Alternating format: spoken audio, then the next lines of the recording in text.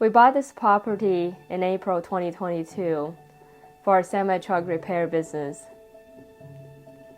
Our property includes an old brick building, which was built in 1911, a big shed, and a fenced-in backyard.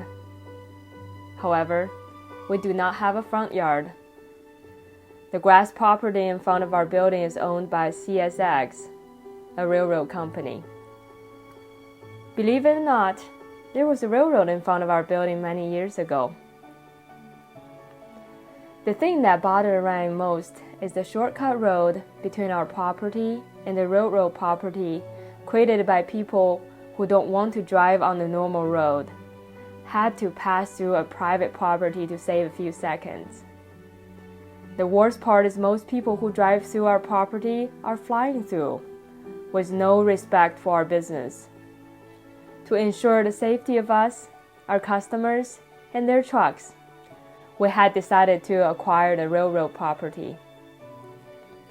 The day we closed the sale with this property, Ryan submitted a request to the railroad company to purchase this front yard property. After a few months of emails, phone calls, and back and forth negotiations, thanks to Ryan's tremendous efforts and consistency, we finally got it. Yay! How to stop people from driving through our property? We had to implement the hard stop. Yes, you guessed it right. The concrete blocks with big stop signs.